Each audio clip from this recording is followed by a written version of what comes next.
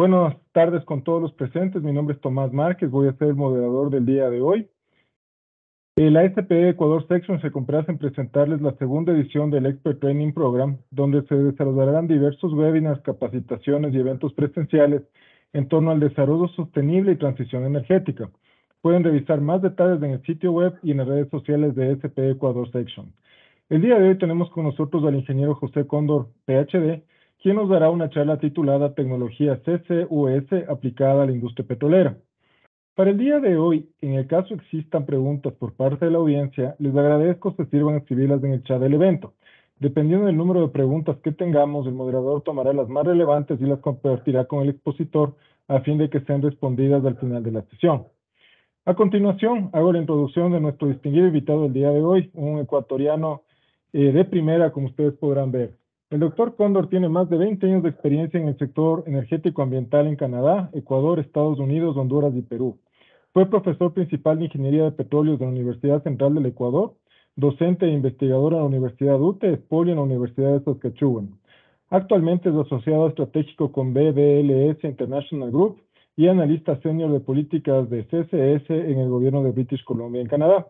José Cóndor se graduó como ingeniero de petróleos, tiene una maestría en energía y ambiente, maestría en administración pública, doctorado de ingeniería en petróleos, postdoctorado en políticas de innovación energética y visiting scholar en producción de crudos pesados. Actualmente vive en Victoria, British Columbia, junto con su esposa y a sus hijos.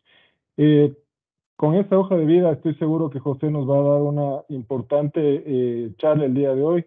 Tiene una formación realmente interesante con diferentes puntos de vista y una formación muy diversa. Entonces, estimado José, bienvenido. Damos paso a su intervención. Muchísimas gracias por estar aquí con nosotros. Listo. ¿Me pueden escuchar? Ok, listo. Muchas gracias entonces. Muchas gracias por la presentación. Me da mucho gusto estar acá y siempre que haya oportunidad de colaborar con SPE, pues con el mayor de los gustos.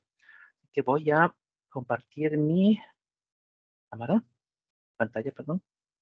Ok, ya está.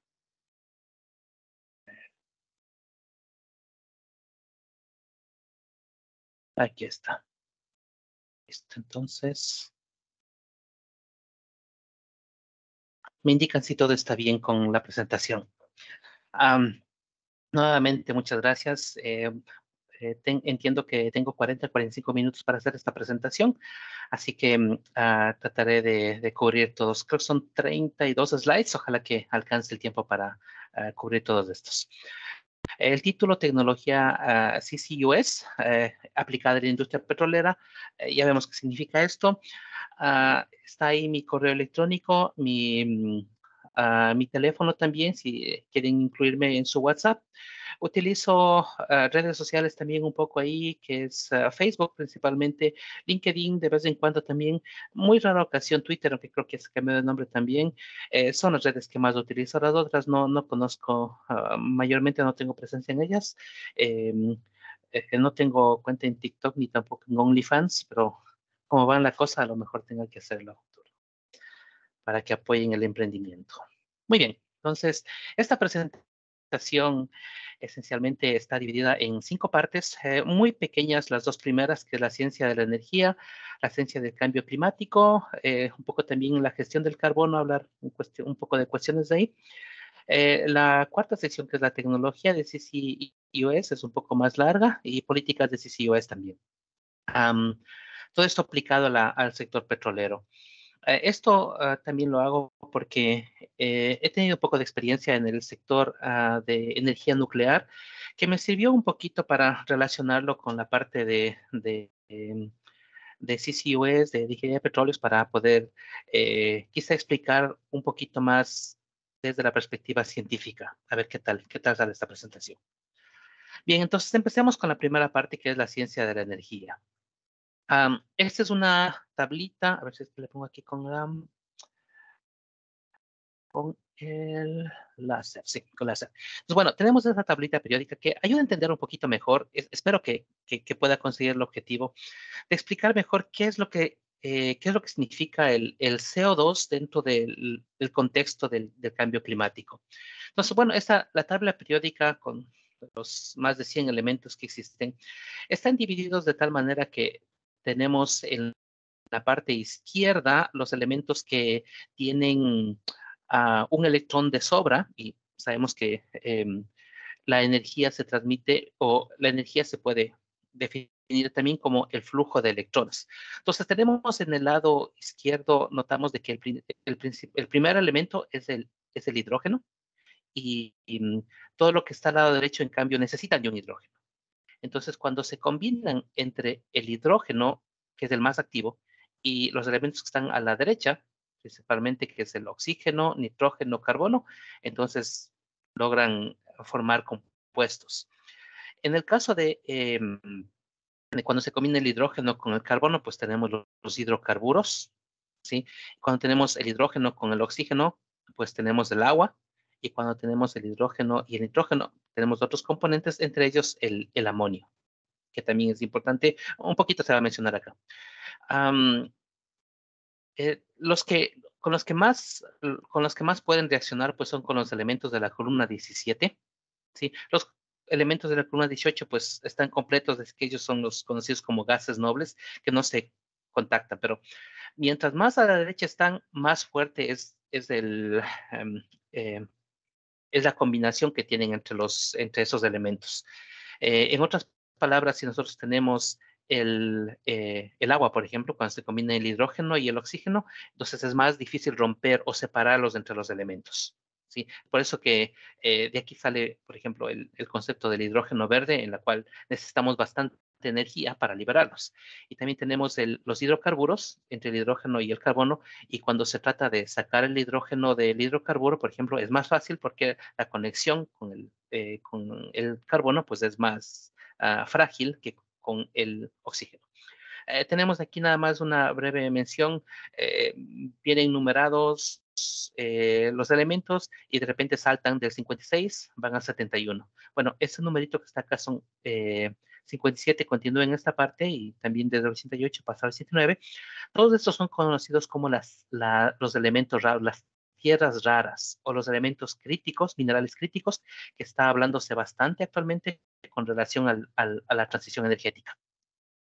Para entenderlo. Bueno, eh, algo, algo um, que se da, que se trata de explicar cómo es que funciona dentro del elemento de la molécula, pues se lo ha definido de esta manera, pero en realidad es el que se menciona, se ilustra en el siguiente, en el vídeo que está presentando acá. Es el núcleo y los electrones que surgen. Como se nos enseña tradicionalmente, pero como mencionaba, pues es algo diferente, porque, bueno, todo esto es teoría, pero explica muchas de las reacciones que nosotros vemos a diario. Bueno, la energía en realidad, basado en el concepto de energía y masa, pues vemos que es igual a la masa por la velocidad de la luz al cuadrado, de las cuales el hidrógeno es la sustancia con la menor masa y sin embargo, es el más reactivo. Y como se dijo, pues la energía es el movimiento de los electrones. Bueno, ahora sí, un poquito más. Vamos acá. Esos son un poquito, muy rápida definición de lo que es la ciencia de la energía.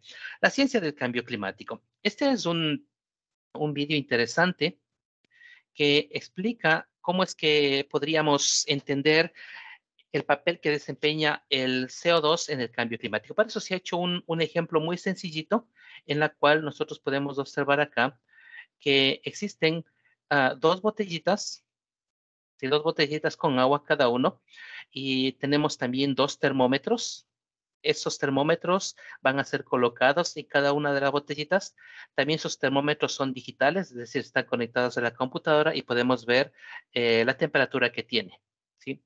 También tenemos una luz que también transmite calor, y vamos a vamos a medir cómo cambia la temperatura dentro de cada una de estas botellas en diferentes condiciones. Más adelante creo que está. ¿Sí?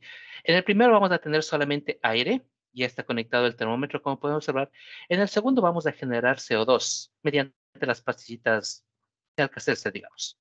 Con esto está generándose CO2, se lo tapa y vamos a poner un termómetro, ¿sí? Y ahora sí le ponemos la fuente de calor y dejamos que pase un tiempito. Vemos que la temperatura es prácticamente similar, ¿no? Ahora, cuando nosotros dejamos esto por algún tiempo, mira la temperatura cómo ha cambiado ya. En la botellita que tiene CO2, tiene una temperatura más alta. En la botellita que tiene solo aire, tiene temperatura más baja. Esto implica que la presencia del CO2 en realidad atrapa el calor que se tiene. Y eso es lo que ocurre, ilustración sencilla nomás, pero es lo que ocurre en el ambiente. Cuando existe una mayor concentración de CO2 o de un gas diferente del aire, vamos a tener una diferente temperatura. Eso es lo que ocurre con el CO2, pero también puede ocurrir con otros gases, digamos el metano. Si se tiene metano en lugar de CO2, la temperatura es mayor. Es decir, el metano tiene mayor capacidad de atrapar el calor. Ese es el efecto, es el mejor que he encontrado por lo menos. Listo. Sí. Este es, en cambio, una explicación del ciclo del carbono. Cuando se trata cuando se habla del cambio climático, mm, creo que está un poco que desviando la atención o quizá no completamente enfocado en manejar o cómo podemos manejar este cambio climático. Porque uno podría pensar en que, o qué es lo que nos dice generalmente los medios, es que el cambio climático está por las emisiones antropogénicas, sí, pero lo ponen principalmente o únicamente al petróleo, al gas, a los combustibles fósiles en realidad, cuando en realidad debe ser más, el enfoque debe ser no en atacar a la industria que trabaja con los combustibles fósiles, sino al carbono, ni siquiera al CO2, pero al carbono, ¿sí? ¿Y qué es lo que podemos hacer con el carbono? ¿Sí? Entonces, aquí está una ilustración de dónde nomás está el carbono y cómo es el ciclo completo del carbono. Es cierto, el carbono viene de los combustibles fósiles, pero no es la única fuente de combustibles fósiles. También viene de las rocas. Cuando se fabrica cemento, por ejemplo, son rocas carbonatadas. También resultan de la producción, por ejemplo, de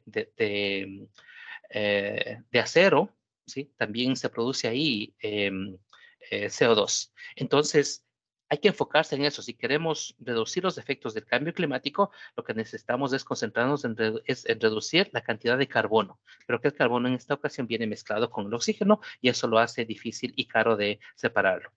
En números muy grandes, el 75% de todas las emisiones de gases antropogénicos de cambio de greenhouse gases, de gases de efecto invernadero, pues son el CO2, pero también hay como el 17% de metano y otros gases más. En realidad son como 7 gases que producen el cambio climático y eso hay que concentrarse.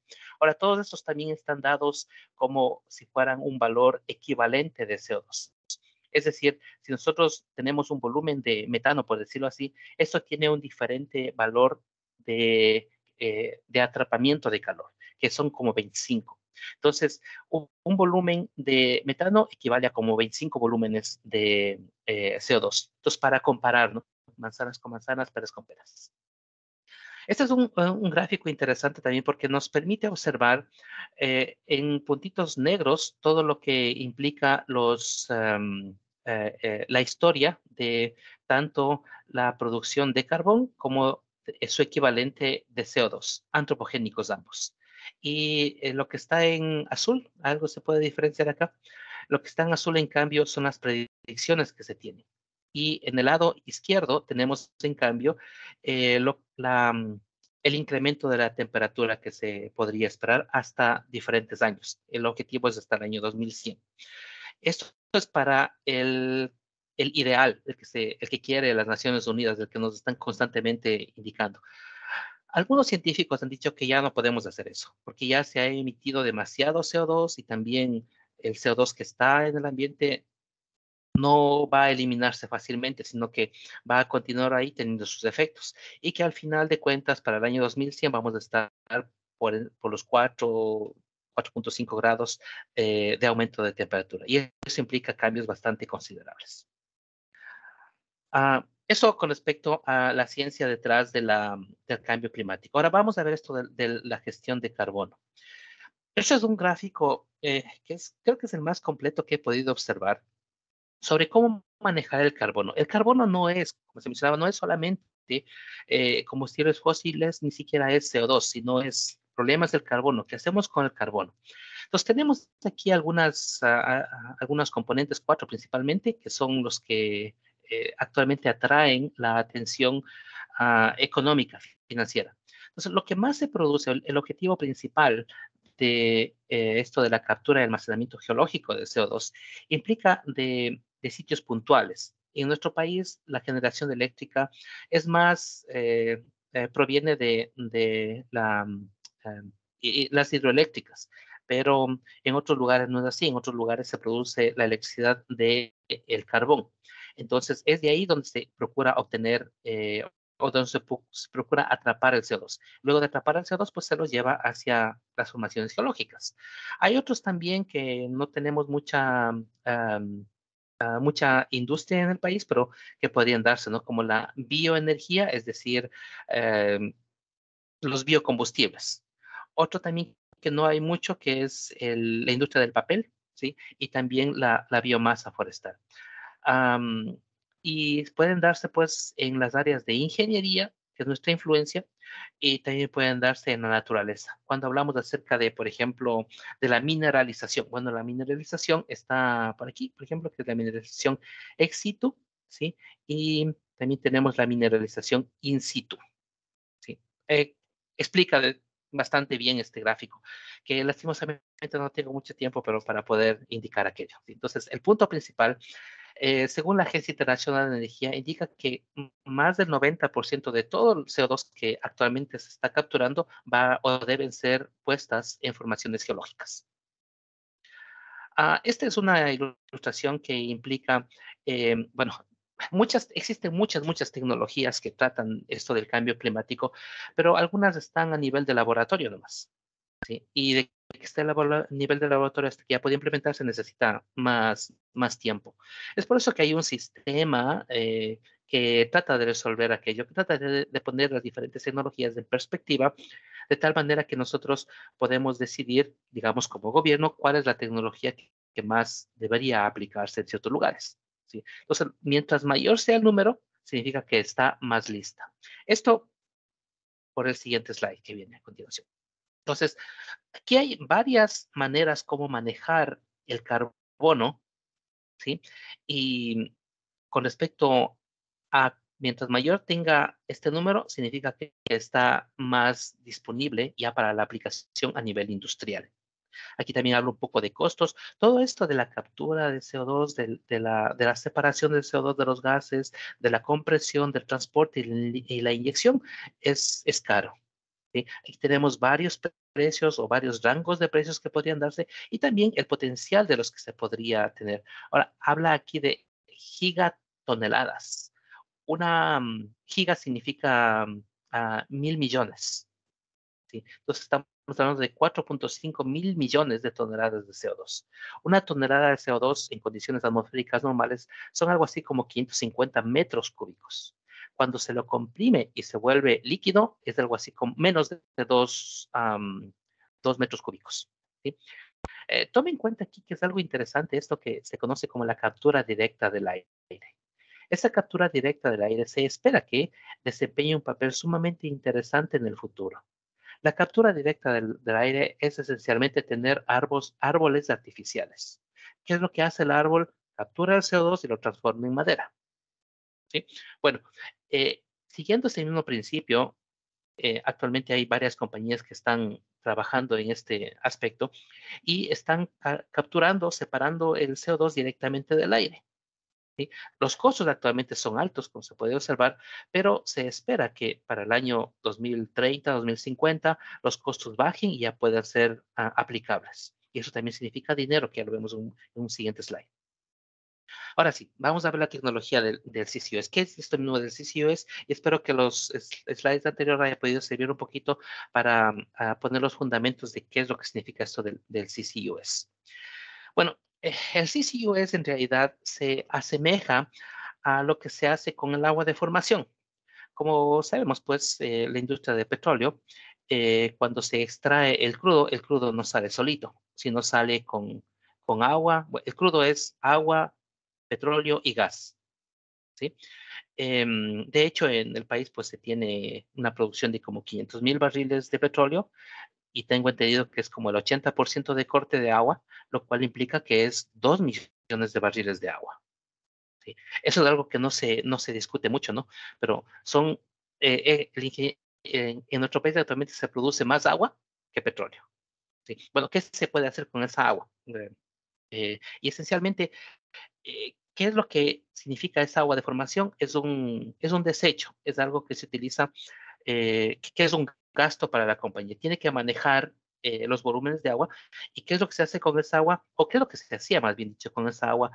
Cuando recién se descubrió petróleo, por ejemplo, en nuestra Amazonía, no había tanto conocimiento del efecto que podría tener en la naturaleza. Y además era selva, ¿no? Entonces no había mucho que ver por ahí, era completamente desconocido y todas esas cuestiones. Entonces, y el corte de agua era muy bajito. Entonces, en algunos casos, pues para evitar que ese gasto se dé, pues se lo enviaba a la naturaleza esa agua. Después se entendió un poquito más, se aplicaron normas y demás, y actualmente, ¿qué es lo que se hace? Pues esa agua de formación, después de que pasa por las instalaciones, esa agua de formación se lo inyecta en yacimientos que tienen poco interés económico. ¿Sí? ¿Y cuánto cuesta? Depende de la compañía, puede estar en unos 25 centavos, 50 centavos por cada barril de agua. Pero eso esencialmente es un costo, ¿no? Que tiene que la compañía pagar en la etapa de procesamiento de petróleo, que es lo que interesa. Bueno, algo parecido ocurre, pero esta vez con el gas. Puede ser con el gas que actualmente tenemos, incluso que se lo quemen mecheros, que es conveniente, porque cuando se quemen los mecheros ya no se tiene metano. Habíamos dicho que el metano tiene una mayor capacidad de absorción de calor. Cuando se quema, ese metano se transforma en CO2 y el CO2 tiene menor capacidad de absorción de calor. Entonces, actualmente hay poco interés en manejar ese CO2, porque, o sea, ¿qué efecto tiene el CO2 en el ambiente de todas maneras? Es lo que generalmente se piensa, ¿no? Bueno, ahora con la ciencia y demás que se va dando, no, pues sí tiene efecto, hay que hacer algo. Ya no hay que enviar ese CO2 al ambiente, lo que se hacía antes con el agua. Entonces, ahora lo que se procura hacer es que ese CO2, en lugar de enviarlo al ambiente, como se hacía antes con el agua, ahora se lo captura. ¿Y dónde se lo pone? ¿Dónde se lo obtuvo? ¿Cómo se hace con el agua? El agua se lo pone en las formaciones geológicas. Bueno, el CO2 también podría ponerse en formaciones geológicas. Es el principio de lo que es la captura y almacenamiento geológico del CO2. Bueno, aquí está una ilustración. Generalmente se conoce como CCS. Hay varios nombres. CCS los llaman como si fuera la captura, bueno, es Carbon Capture and Storage. En otros lugares llaman Carbon Capture and Sequestration. La S puede significar storage o sequestration. Tiene connotaciones legales, pero todavía sigue llamando CCS. Entonces correspondería a todo lo que está en azulito acá. La captura, el transporte y el almacenamiento. La captura puede ser de fuentes fijas o como también la captura directa del aire.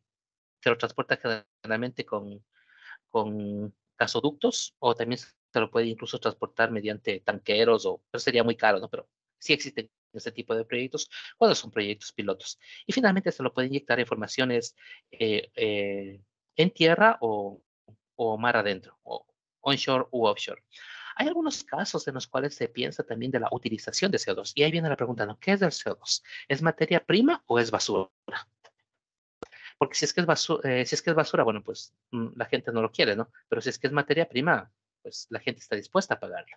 Bueno, el uso del CO2 puede ser dada sin conversión o con conversión. Sin conversión se utiliza bastante. La mayor cantidad de CO2 que se utiliza actualmente eh, directamente, no sin convertirlo, es mediante para la fabricación de fertilizantes, específicamente urea. La segunda utilización que tiene el CO2 es la recuperación mejorada de petróleo. ¿Sí? Y existen otras también, como por ejemplo para la comidita o para las bebidas, también se utiliza el CO2. Ahora, convertir al CO2 en algo, también es posible hacerlo, pero actualmente son caros y para eso necesitan de políticas para que puedan seguir investigando en este tipo de proyectos. El CO2 se puede transformar también en combustibles, se puede transformar también en polímeros, incluso se puede transformar en lo que inicialmente era. Cuando el carbono y para la industria del cemento viene de las rocas carbonatadas, ¿no? Entonces de ahí es donde sale el CO2. Bueno, se puede hacer reversa esa tecnología, es decir, transformar el CO2 en una roca carbonatada, en algo sólido, si es posible, y se utiliza para el concreto. Toda esta utilización del CO2 es poquito actualmente, pero podría tener a futuro podría ser a futuro algo prometedor. Esto es, ¿no?, cuando se habla de la utilización, que significa la U. Carbon Capture, Utilization and Storage. Bueno, ahora, el problema de este CO2 es que viene mezclado con gases, ¿sí? Y generalmente se clasifican las tecnologías basados en la combustión eh, eh, de un combustible, ¿sí? La combustión esencialmente consiste en un combustible, el oxígeno y una chispa. Cuando se dan los dos, entonces empieza la combustión, ¿sí? Bueno, analicemos el hidrocarburo más liviano, que es el metano. El metano, cuando se quema, digamos, bueno, no es metano lo que tenemos, pero supongamos que fuera metano en nuestros cilindros de gas. En los cilindros de gas lo que tenemos también son hidrocarburos livianos. Entonces, ¿qué es lo que hacemos cuando le ponemos una chispita? Entonces empieza a quemarse, se prende la cocina y ahí ponemos lo que querramos. Entonces, lo que ocurre es que el gas licuado del petróleo se mezcla con el aire, pero el aire no es oxígeno solamente, sino es oxígeno y nitrógeno. Entonces, producto de esta combustión, lo que se tiene es el CO2 y otros gases. Ese es el problema, el CO2 y otros gases, porque otros gases todavía no hay problema, pero lo que hay problema con el CO2, ¿cómo separamos el CO2 de los gases? ¿Sí? Entonces, bueno, basado en este concepto de combustión, existen las tecnologías llamadas de precombustión, que actualmente se lo conoce como el hidrógeno azul, es decir, antes de que se forme el CO2, hay que separarle ya para que no salga el CO2. Y a eso se lo conoce actualmente como la fabricación del hidrógeno azul, que también en algunos casos también le llaman como la precombustión, porque la separación es antes de que se produzca la combustión.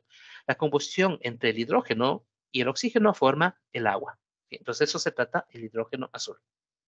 La segunda grupo de tecnologías es la postcombustión.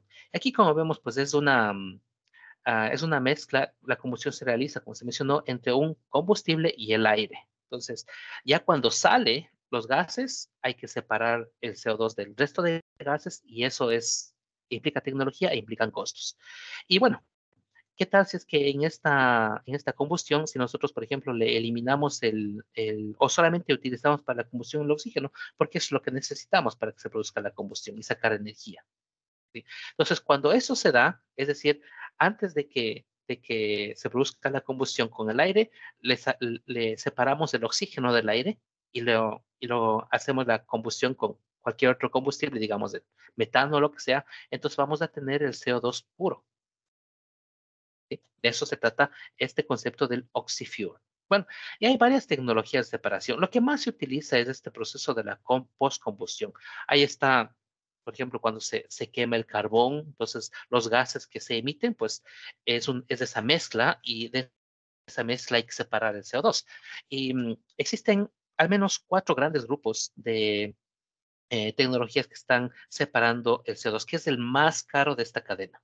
Hay la absorción, la adsorción, las membranas, incluso procesos criogénicos, es decir, la disminución de temperatura para que se pueda separar los gases del aire o los gases que salen después de que se ha realizado la combustión.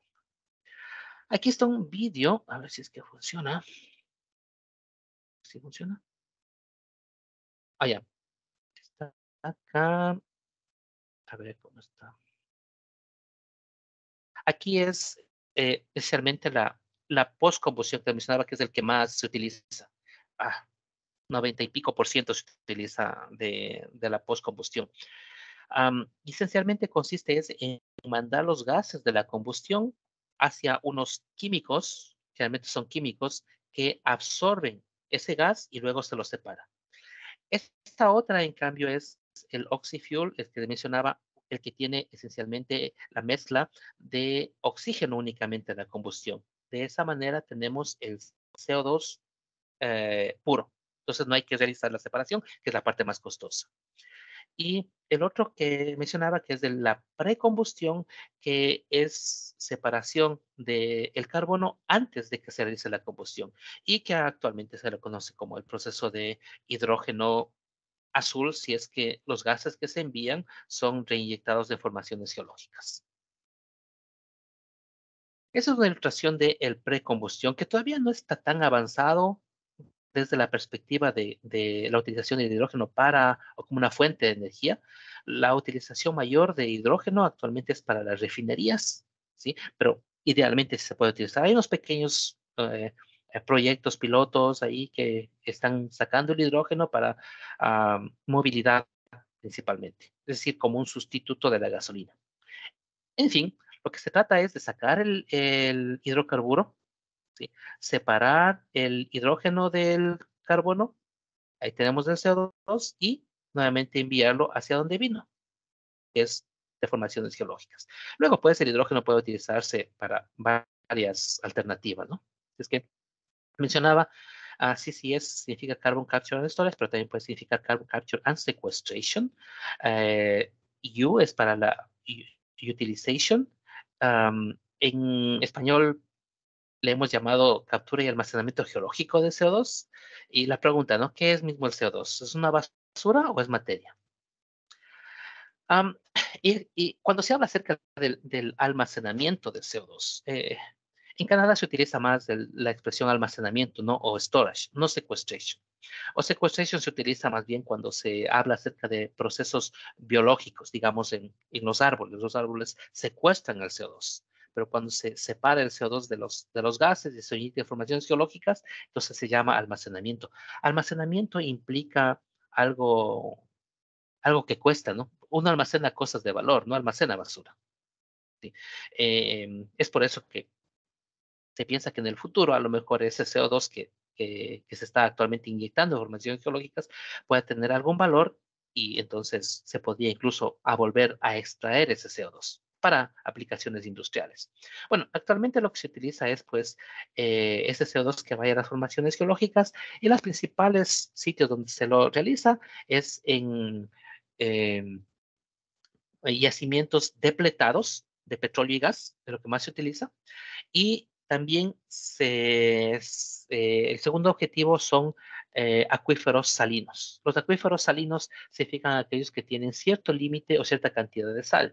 En Ecuador, esa cantidad de sal es 5.000. Es decir, cuando tiene un agua de 5.000 ppm de salinidad, entonces esa agua puede ser, no tiene tanto control como el agua que tiene menos de 5.000 ppm. Eso se conoce como acuíferos salinos y se entiende que pues un agua de 5.000 ppm no tiene mucha aplicación industrial o no se utiliza para la agricultura o para actividades humanas. Por eso es que no, que en algunos lugares se utiliza. Ahora, ese mínimo cambia de legislación en legislación, ¿no? En Estados Unidos son 10.000, en las provincias o de, oeste de Canadá son 4.000. En fin, tienen diferentes valores. Aquí también está una ilustración sobre cómo es esto de la captura y almacenamiento geológico de CO2 en el Reino Unido. Entonces, el CO2, una vez que haya sido expulsado y separado, se lo transporta mediante tubería. En esta ocasión es offshore. ¿Sí? Entonces, el CO2 se lo inyecta en formaciones geológicas como si fuera cualquier otra formación. Actualmente pues son profundos. En este caso, es la misma profundidad que la que vienen los hidrocarburos. ¿Sí? los 2 kilómetros, 3 kilómetros, ¿sí? Es donde se inyecta el CO2.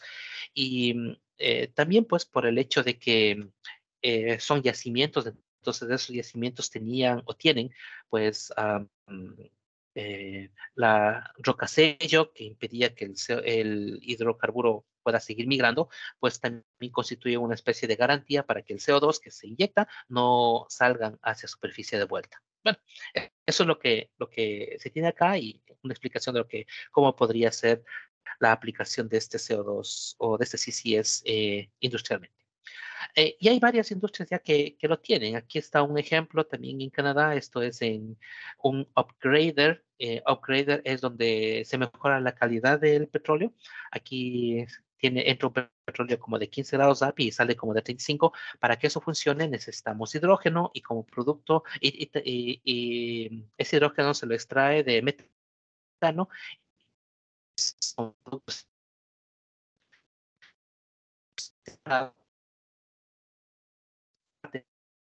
una es incluso más grande que una refinería y cuesta miles de millones de dólares. Eh, Aquí hay otra pregunta, pues, y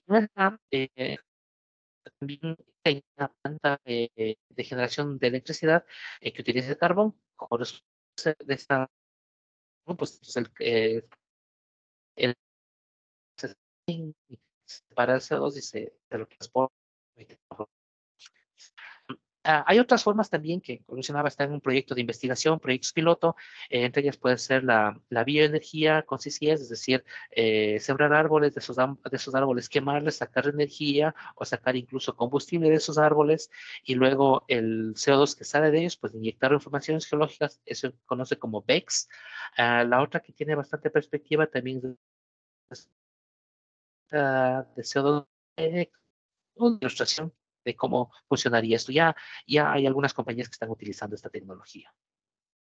Pero no solamente es para el sector petrolero, sino también es para la industria del cemento, fertilizantes, industria del acero, procesamiento del gas natural y algo que es bastante interesante, pues es la utilización o la separación del CO2 para producir hidrógeno, principalmente del metano.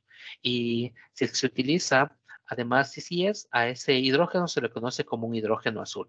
Si el CO2, producto de este proceso, se lo envía hacia el ambiente, se le conoce como hidrógeno gris o marrón, también algunos lo llaman.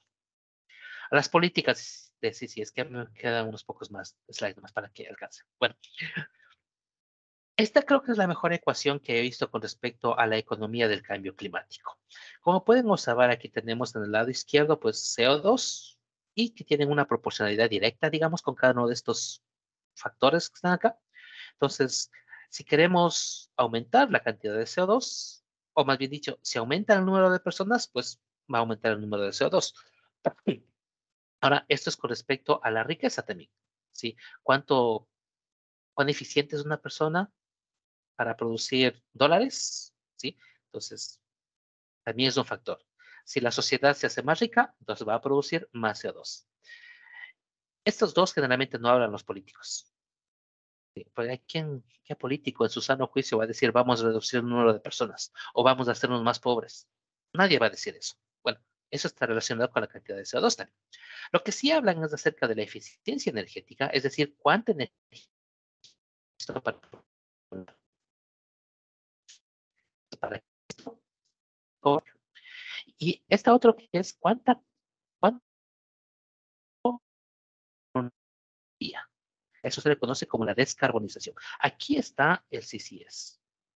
¿Sí? Y cuando están los dos unidos se conoce como intensidad de emisiones.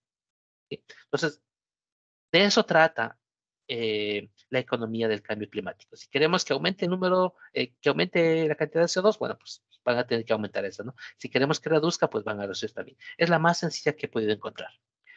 Estamos en una etapa de transición energética y no es la primera, ya ha habido algunas, ¿sí? Y para el año 2020, esta era la distribución. Todavía los combustibles fósiles siguen siendo la mayoría de los que producen energía, más del 70%. ¿Sí? Y esto va a continuar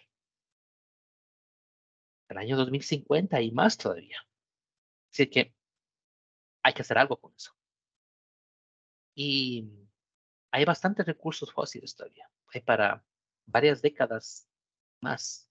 Incluso en términos de carbón existen para cientos de años. Les había mencionado que en nuestro país, en nuestra región, perdón, Latinoamérica, apenas hay un solo proyecto de CCS, en este caso sería CCUS, ¿sí? Que está en Brasil. Y hay unos dos proyectitos, creo que están en México. Pero tome en cuenta cuántos hay en Norteamérica, en Europa, sí, unos pocos también en Australia, en pues, Corea, sí, un poquito también en Medio Oriente. ¿Sí? Esos son esto quizá explica la razón por la cual en nuestra región casi no se habla acerca de CCS, pero en otros lugares es un tema sumamente interesante. Y esto ya se ha venido hablando por más de 20 años. ¿Sí? Si nosotros queremos entrar ya a esta tecnología de CCS, ya vamos más de 20 años de retraso. Y creo que es casi la última ya. Bueno, si alcancé a tiempo. Eh, todo esto de lo que se ha hablado de la investigación, de los diferentes proyectos industriales y ah, pilotos, pues funcionan cuando tenemos políticas adecuadas. Y de eso se trata una de las más interesantes, que son los mercados de carbono. Los mercados de carbono esencialmente funcionan bajo el principio de oferta y demanda. Es decir, en tiempo de choclos, los choclos son baratos. ¿Sí? Cuando no hay choclos, cuando no es tiempo de choclos, los choclos son caros. ¿Sí? Cuando se habla acerca de los mercados de carbono, em, mientras más carbono está disponible para la comercialización, los créditos de carbono caen. ¿Sí? La oferta y la demanda. Ahora, ¿qué es lo que puede hacer el gobierno? Porque si es que hay mucha cantidad de carbono, entonces el precio es poquito y las compañías no quieren vender esos carbonos, prefieren pagar una multa antes que vender ese carbono, porque es más caro utilizar tecnología y después comprobar de que hay ciertos volúmenes de carbono disponibles, y toda esa cuestión de cosas, prefieren pagar una multa porque es una multa más pequeña. Bueno, el gobierno puede fijar un precio para el carbono. ¿Sí? Cuando el gobierno, por ejemplo, en el país fija precios de la gasolina, por ejemplo, entonces tiene esa autoridad. Bueno, ¿qué tal si es que podría ser así mismo con el carbono? Y esto podría darse, eso ya se da, por supuesto, a nivel local, digamos, a nivel provincial o estatal, ¿sí? También a nivel nacional o incluso a nivel regional. Y es lo que podría interesarnos a nosotros como Latinoamérica. ¿Sí? No existe un mercado latinoamericano de energía.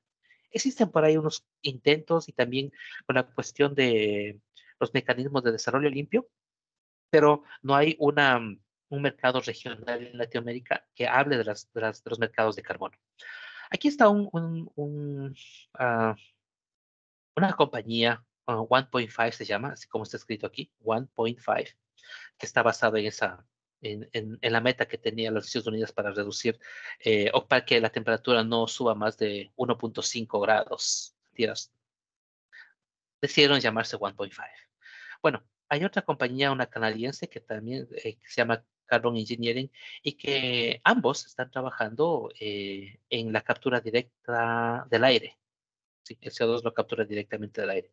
Bueno, resulta que 1.5 es una subsidiaria de Occidental. Nuevamente, ¿a quién le interesa la basura? A nadie le interesa la basura. Y si nosotros asumimos que el CO2 es basura, que es desperdicio, a nadie le interesa el desperdicio, excepto a la compañía que hace o que trabaja ese desperdicio. ¿Sí? La compañía que hace la limpieza en nuestras ciudades, ellos tienen sus empleados, sus equipos y todo eso, ¿sí? Y la ciudad le paga para que limpie, ¿no? Las calles y todo eso. Bueno, esa tiene la visión occidental, una petrolera, ¿sí? Y que creó una subsidiaria 1.5, y recién hace unas 2 semanas más creo que fue, compró esta otra compañía que es canadiense, Carbon Engineering, para poner más énfasis, compartir tecnología y también de pronto incluso eliminar la competencia con respecto a la captura directa del aire. Warren Buffett, el famoso inversionista, compró muchos shares de Occidental, por algo de ser.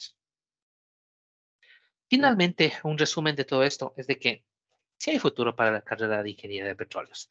Tal vez en este webinar hay muchos jóvenes que están en la universidad todavía con sus dudas y demás. Bueno, sí hay futuro para ingeniería de petróleos. Nada más que hay que tener una visión un poco más grande, ¿no? El sector petrolero es parte nada más del sector energético y deberíamos verlo o tener esa visión de macro, ¿no? Am, el CO2 podría ser considerado de hecho, para la ingeniería de petróleo, especialmente cuando hablamos de recuperación mejorada, es una materia prima y no es un desecho. ¿Sí? Ahora, nosotros necesitamos también cambiar un poco de actitud, ¿no? En toda la región para tal vez tratar de dirigirnos hacia esas metas que en otros lugares ya van décadas de avanzado. ¿Sí? Para ello es necesario también que exista un cambio de paradigmas, que se pueda ver algo diferente, y ahí intervienen, por ejemplo, o deberían intervenir, por ejemplo, las universidades, especialmente las universidades públicas, también algo que no se utiliza o que no tiene mucha participación, como tienen en otros lugares, son los colegios profesionales. ¿Sí? Debería tener más participación también. Y, ¿qué más? Esto de la creación de un mercado regional. Actualmente, la compañía, la entidad OLADE, que es la Organización Latinoamericana de la Energía, está tratando de crear un mapa de ruta, ¿cómo se llama? Sí, mapa de ruta de CCS o CCUS para Latinoamérica. Ojalá que pueda funcionar y ojalá que pueda tener el apoyo de los gobiernos también. Y para finalizar, les comento que todo esto que les acabo de decir y mucho más van a estar incluidas en un librito que quiere ver la luz, ¿sí? Introducción a la captura, utilización, almacenamiento de carbono. Y aquí hay un espacio publicitario. Si su compañía quiere un poco de publicidad aquí, pues va a ser presentada, no sé, a fines de año, quizá un poquito más, por la Organización Latinoamericana de Energía, que tiene 7 países miembros y que podría ser algo interesante para promocionar su compañía, si usted estaría dispuesto a aquello. Es algo que en nuestra región no se habla, pero pues quizá en un futuro ya se pueda destacar más y espero que este librito pueda contribuir un poquito a la difusión de esta tecnología a nivel regional. No hay mucha de esta literatura en nuestro propio idioma. Hay en inglés mucho, pero sí, creo que es mejor leer en nuestro propio idioma. Eso nomás con esto. Muchas gracias por su atención. Creo que la siguiente parte es de preguntas, así que muchas gracias y de vuelta para Tomás. Muchísimas gracias, José. Y bueno, más que todo, felicitaciones con el libro. Es un hecho que si uno quiere leer, digamos, publicaciones técnicas, rara vez está en español. Es preocupante quizás que de muchos practicantes que tenemos, pocos publican y de los que publican realmente, a lo mejor, en el mejor de los casos, son papers para una audiencia mucho más específica.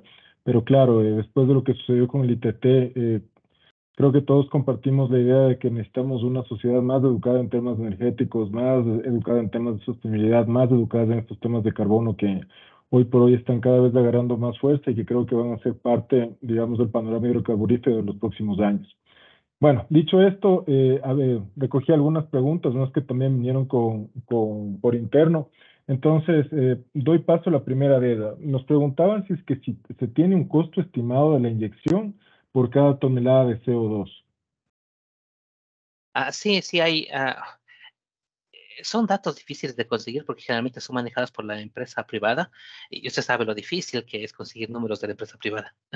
Entonces, toda la captura, el transporte y la inyección de CO2, existen varios números. El más baratito que existe es cuando se extrae el CO2 directamente de formaciones que tienen CO2, ¿sí? Así como hay formaciones que tienen gas natural, también hay formaciones que tienen CO2 únicamente. Está en el orden de los 5 o 6 dólares por cada tonelada. Eso se mide por toneladas, ¿sí? Y una tonelada cuesta entre 5 y 6 dólares. Pero que eso ocurre, no se da en todos lugares. La que existe actualmente es un proyecto que se llama Wayborn y que todo este proceso o una tonelada de CO2 cuesta algo así como 20 dólares por cada tonelada y es quizá el más es un buen proyecto que bastante económico. Actualmente probablemente está en el orden de los 50, $60 por cada tonelada, que todavía es caro, y por eso mismo hay algunos gobiernos que están ayudando financieramente para que las compañías puedan aplicar esa tecnología en sus actividades. Es bastante amplio el rango de valores que se puede tener. Perfecto, José. Vamos con una nueva pregunta. Nos preguntaban si podemos usar el CO2 para bases petroquímicas como metanol. ¿Esta es una opción Sí, que existe? sí, por supuesto, está haciéndose eso, ya es una realidad. Sí. ¿Puedes contarnos Eh, un poco más del proceso, cómo se hace o quién lo está haciendo, qué perspectivas hay de futuro? sí, es un proceso, bueno, actualmente está dándose incluso a nivel de proyectos piloto. Em, No conozco mucho cómo está en Estados Unidos, pero existe en Canadá, es donde más me ubico, y estoy en este trabajito en el gobierno provincial de British Columbia hace unos 5 meses nada más, así que voy conociendo algunas áreas. Antes había trabajado en otras dos provincias, pero existen compañías que se dedican a este proceso. Es posible transformar de CO2 hacia a combustibles, como se mencionaba, o también hacia productos para la refinería, a productos para la petroquímica, perdón, entre ellas también pues, el metanol. Perfecto. Una pregunta que creo que a todos los que estamos en la industria petrolera, si prestaron atención, les va a resultar interesante. Dice, ¿es posible extraer litio de las aguas de formación que actualmente se reinyectan en yacimientos de poco interés económico? Sí, mire, la ilustración que había puesto ahí de que em, antes lo que se hacía pues era enviar el agua hacia el ambiente, y que es realmente un costo actualmente. Es lo que está ocurriendo con el CO2. El CO2 se envía al ambiente porque cree que no se hace daño al ambiente, pero en realidad está haciendo. Entonces es un gasto. Igual con esta cuestión de la inyección de agua, pues es un gasto para la compañía. Bueno, ¿qué se ha hecho para que sea atractivo aquello? Especialmente las aguas de formación. Cuando se habla acerca de la salinidad, por ejemplo, digamos, una salinidad promedio en nuestros yacimientos estará que en los 5.000, 10.000 ppm, ¿sí? 15.000 algunos llegan. La formación basaltena es la más salada de todas, pero esa salinidad implica que pueden ser sales que tengan minerales de valor económico, ¿sí? Y actualmente, bueno, siempre tienen contenidos de estos minerales. El problema tecnológico era que se podía extraer eso técnicamente y eso ya existe. Entonces, la tecnología actualmente no solamente que permite que se extraiga esos minerales, sino también que se lo haga a costos competitivos. Y actualmente se lo está realizándose, y sería interesante que nosotros podamos realizar al menos una investigación de esas, qué mismo tiene esas aguas de formación que actualmente estamos inyectando. Perfecto. Y tal vez la última pregunta, bueno, esto es un poco también medio que yo adapté. Si volvieras a tener 26 años, estuvieras comenzando en tu carrera profesional, ¿cuáles serían las áreas donde tú apostarías que en el futuro van a tener, digamos, relevancia de lo que recién está apareciendo? Am, Vamos a seguir necesitando energía. Ese es un hecho, ¿no? Vamos a seguir necesitando energía. De hecho, el consumo energético va a seguir creciendo. El problema es de que ese consumo energético también va de la mano con la contaminación.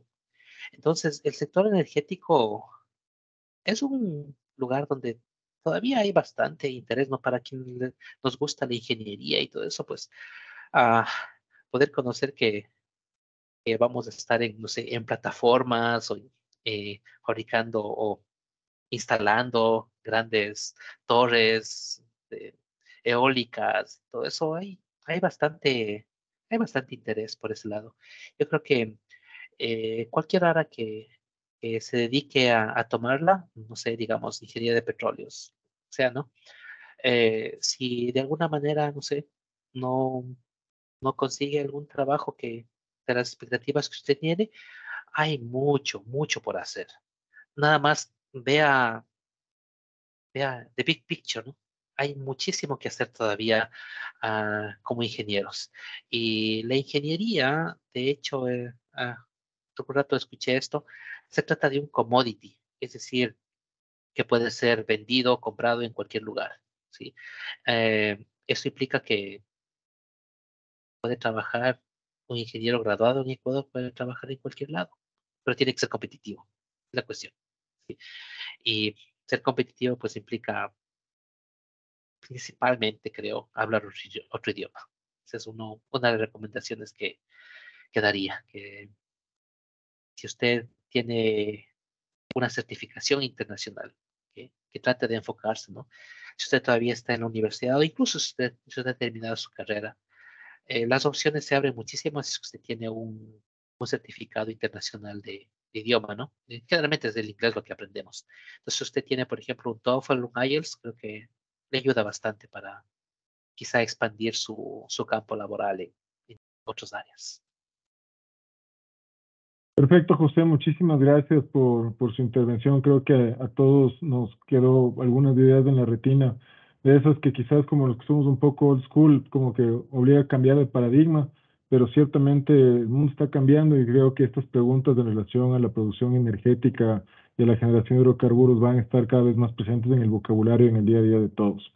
Entonces, por mi parte, muchísimas gracias a todos los asistentes, muchísimas gracias a usted nuevamente por su contribución el día de hoy. Reitero también mi agradecimiento a la SPE por haberme tenido en cuenta como moderador para este evento y invito a todas las personas que aún no forman parte de la SPE que piensen en afiliarse. Creo que un grupo robusto, un grupo de intercambio de ideas, es algo que siempre nos ayuda como industria a estar más fuerte, a promover el crecimiento y ciertamente talento joven con nuevas ideas, curiosos, con ganas, es algo que nos ayuda mucho en diferentes campos. Entonces, a todos, muchísimas gracias por su asistencia, que tengan una excelente tarde. Hasta luego. Gracias.